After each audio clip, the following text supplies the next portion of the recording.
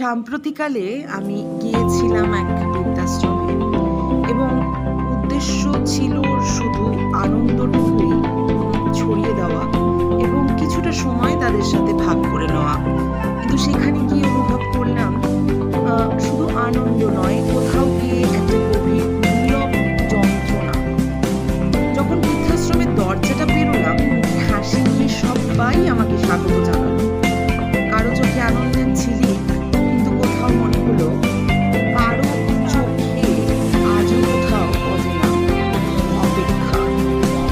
প্রথমে ভেবেছিলাম কিছুক্ষণ বেশ গল্প করবো, গান গাইবো, নাচ হবে, সবাইকে বেশ একসঙ্গে হাসাবো।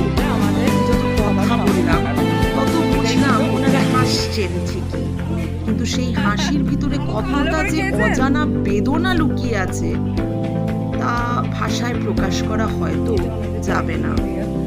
ওনারা কেমন এক অদ্ভুত আগ্রহে কথা বলছে এবং কথা বলতে যখন শুরু হলো, কেউ তাদের দীর্ঘ নীরবতার বন্ধনটা কোথাও গিয়ে মনে হলো ছিঁড়ে ফেলেছে।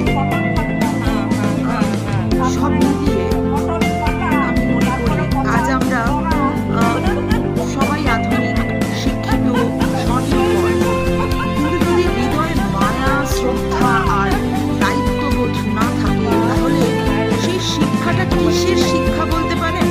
বা সেই আধুনিকতাই বা কি আসলেই কোনো মূল্য রাখে? জানি না।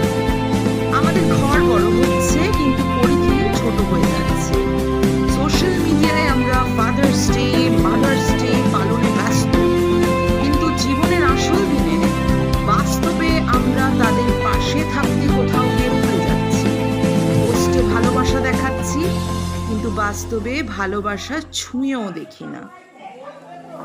ফিরে আসার সময় একজন দিদা আমার হাত ধরল এবং বলল, মা, আবার আসিস।